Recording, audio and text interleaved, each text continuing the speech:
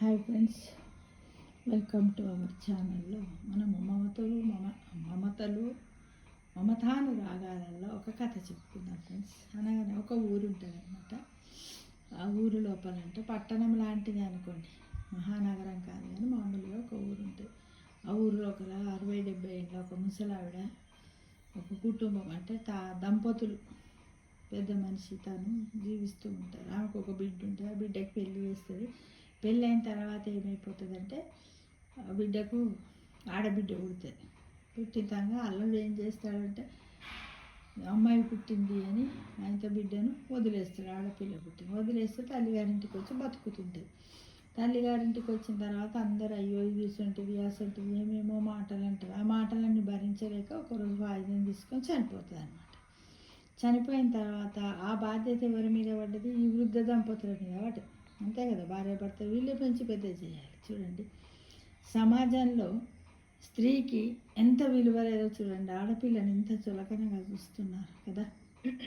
కానీ ఆ స్త్రీయే తను ఒక ధైర్యలక్ష్మిగా, తన ఓపికతో ధైర్యలక్ష్మిగా, తన శక్తిని ధారపోసైన అమ్మాయిని చదివించాలి, ఒక ప్రయోజకురాలను చెయ్యాలనే ఉద్దేశంతో ఎప్పుడు కూడా తన ముసలావిడ బయటకు పోదు. ఏ పనులు చేసిన మనిషి కాదు. భర్త సంపాదించుకొని వస్తే ఏదో వండి పెట్టడము, పొదుపు చేయడం, కుటుంబాన్ని చూసుకోవడం వరకే ఆమెకు ఉండే బాధ్యతలు అంతే.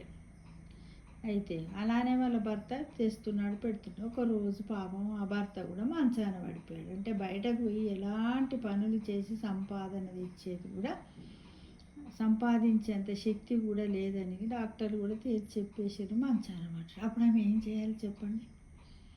బాగా చూడండి, అధైర్యపడకుండా, తన కాన్ఫిడెన్స్ని, ఆత్మవిశ్వాసాన్ని కోల్పోకుండా ఏమైపోయింది, ఇన్ని రోజులు ఒక అమ్మాయి అనుకుంది, ఇప్పుడు ఇద్దరిని పెంచాల్సిన బాధ్యత అమ్మ మీద ఏర్పడదు. అవ్వ మీద ధైర్యంతో ఒకటి ఆలోచన చేసుకుంటుంది. సరే, ఇన్ని రోజులు ఏదో వచ్చింది, ఇప్పుడు నేను ఏదో ఒకటి చెయ్యాలి. పొద్దున లేచినామంటే ఏది లేకున్నా వెళ్ళదు. మంచినీళ్ళు కావాలి, తాగడానికి, తినడానికి అన్నీ కావాలి. ఎక్కడి నుంచి వస్తాయి? పొయ్యి మీదికి కావాలి, పొయ్యి కిందికి కావాలి. పొయ్యి కిందికి అంటే గ్యాస్ లాంటివి, కట్టెలు, కర్రలు, పైనకి అంటే వంట సామాగ్రి, ఇవన్నీ కావాలి. బాగా ఆలోచన చేసి తను కూరగాయల బేరం చేద్దామని అనుకొని పైసలు కూడా ఉంటాయి కదా ఆమె దగ్గర. కూరగాయల బేరం చేయాలంటే నమ్మాలి, వాళ్ళు పైసలు ఇవ్వాలి, వాళ్ళు ఇస్తారు కదా. అయితే ఒకరోజు కూరగాయ చేనులు ఉంటాయి కదా, అక్కడికి పోయి వాళ్ళతోటి మాట్లాడి, నాకు కొంచెం ముద్దరు ఇవ్వండి, నేను అమ్ముకొచ్చి నేను రోజు మీకు ఇంత కడతా, నాకు 100 రూపాయలు వచ్చినాను, 100 రూపాయలు 50 రూపాయలు మీకు ఇస్తే మిగతా 50 నా పొట్ట పోసేసుకుంటా, ఇట్లున్నారని పరిస్థితి చెప్తే ఆమె దానికి జాలిపడి వాళ్ళు సరే అని ఇస్తారు. ఇట్లనే అమ్ముకుంటూ రోజు తెల్లవారుజామున 5 గంటలకు పోవడం, ఆ రైతుల దగ్గర, ఆ పొలాల దగ్గర, ఇంటి దగ్గర తీసుకోవడం, రకరకాలన్నమాట. అందులో ఆకుకూరలలో ఉంటాయి కదా, గోంగూర, పాలకూర, సుక్కకూర, గంగవాయిల కూర, మెంతెం కూర, కొత్తిమీర, తోటకూర, అలాంటివి, పచ్చిమిరపకాయలు, పచ్చిమిరపకాయలు, బీరకాయలు, సోరకాయలు, బెండకాయలు, దొండకాయలు, ఇవన్నీ కొన్ని తన తల మీద గంపలో ఎంత బరువు అయితే మోయగలుగుతుందో అంత బరువును తను తీసుకొని వాడ తిరుగుతుంది. అయితే ఇలానే తిరుగుతూ ఉంది. ఒక దగ్గర ఏమైతుంటే ఒక అపార్ట్మెంట్ ఉంటుంది. అపార్ట్మెంట్లో చాలామంది ఉంటారు. అందులో ఒక ఇంజనీర్ అనే ఒక మోహన్ అనే అబ్బాయి ఇట్లా చూసి అవ్వ ఆకుకూరలు ఉన్నాయంటే ఉన్నాయంటారు. ఇక రా అని పిలువంగానే సరే అని, ఎంత ఇస్తున్నావు బాబు అంటే, ఎంత ఇస్తున్నావు అమ్మ అవ్వ అంటే 10 రూపాయలకు 3 కట్టలు అంటారు. అనగానే సరే అంటాడు, తీసుకుంటాడు. గంప దించు, దగ్గర బరువు ఉన్నట్టే దించుతాడు. తర్వాత గంప ఎత్తు అన్నప్పుడు చూడండి, చదువుకున్నాడు, సంస్కారం ఉంది, అన్నీ ఉన్నది. కానీ ఒక మనిషిని మోసం చేయాలని తనలో దాగి ఉన్న గుణాన్ని మట్టుకు ఈ అవ్వ గుర్తుపట్టలేదు.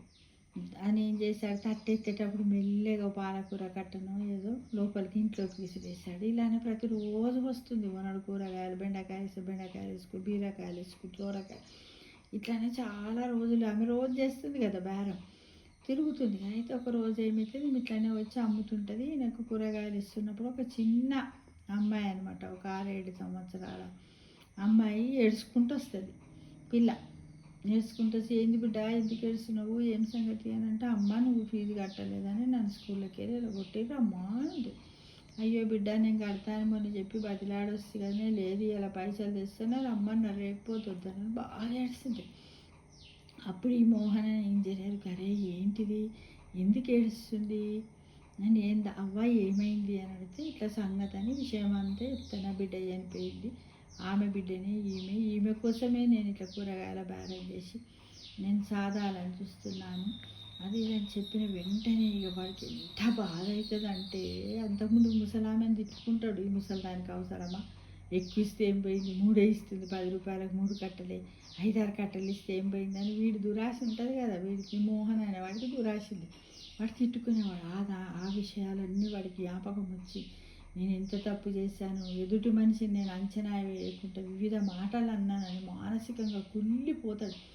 ఏంటంటే ఆయనకి ఏంటో ఒక బాణాల్లాగా పుచ్చుతున్నాయి మనస్సుకు. అయ్యో నేను ఎంత ఎలాంటి మాట అర్థం చేసుకోకుండా అవ్వని ఎన్ని మాటలన్నా ఆమె చూస్తే లేదా అనుకొని నేను అన్ని కూరగాయలు లోపల వేసుకున్నాను అంటే, ఇక్కడ ఒక్కటి గమనించండి ఫ్రెండ్స్, అమ్మేవాళ్ళు ఇచ్చేవాళ్ళు చూడకున్నా కూడా పంచభూతాలు పరమాత్మ చూస్తాడన్న విషయాన్ని మట్టుకు మీరు అందరూ కూడా గ్రహించుకోవాలి ఫ్రెండ్స్, తప్పకుండా గ్రహించుకోవాలి.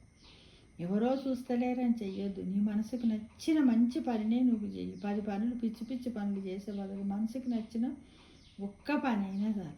ఒకటి ఉంటుంది మనకు, గంగగోవు పాలు గరిటెడైనా చాలు, అట్లా చెయ్యాలి.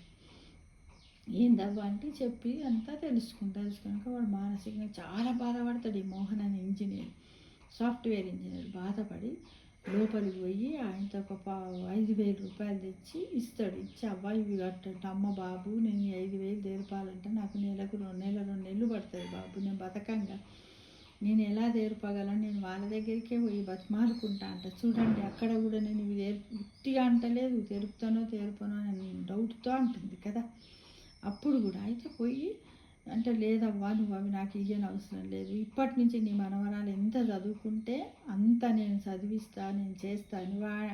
ఆ ఇంజనీర్ మోహన్ సాఫ్ట్వేర్ ఇంజనీర్ చేసినటువంటి పిచ్చి చేష్టలు, పిచ్చి ఆలోచనలు అన్నింటికి పశ్చాత్తాపడి ఆ అమ్మాయిని ఆ రోజు నుంచి తనే సహాయం చేస్తానని, ఆమె యొక్క రక్షణను, ఆమెకు సహాయ సహకారాలు చేస్తానని, అందులోనే భగవంతుడు ఉన్నాడనే విషయాన్ని ఆ మోహన్ అనే వ్యక్తి తెలుసుకొని ఆ రోజు నుంచి అమ్మకు చెప్తాడు, ఆమెను చదివించే బాధ్యత నాది, నీకే కష్టం వచ్చినా సరే కొడుకులా నేనున్నాను, నా దగ్గరికి రాని తన యొక్క మానవత్వాన్ని చాటుతున్నాడు.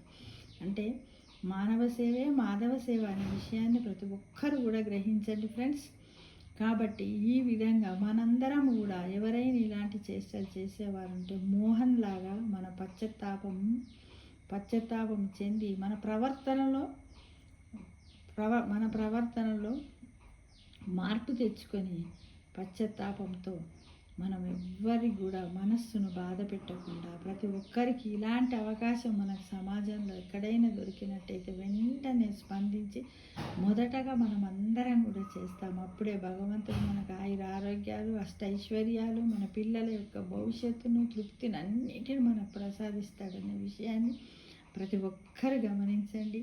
ప్రతిరోజు నామస్మరణ చేయండి. ఇది ఏమంటారు కదా, శివుని ఆజ్ఞ లేని చీమనైనా పుట్టదని, అలాంటి ఆజ్ఞ ఆ మోహన్కు లభించిందేమో, భగవంతుడు ఆయనతో చేయించాడనే విషయాన్ని మనం అందరం గ్రహిస్తూ మనకు ఇలాంటి అవకాశం ఏదైనా ఇస్తే మనం జారవిడ్చుకోకుండా సదవకాశంగా మనం అందరం భావించి సహాయం చేద్దామని మనం అందరం ఆశిద్దాం ఫ్రెండ్స్. ఓకేనా?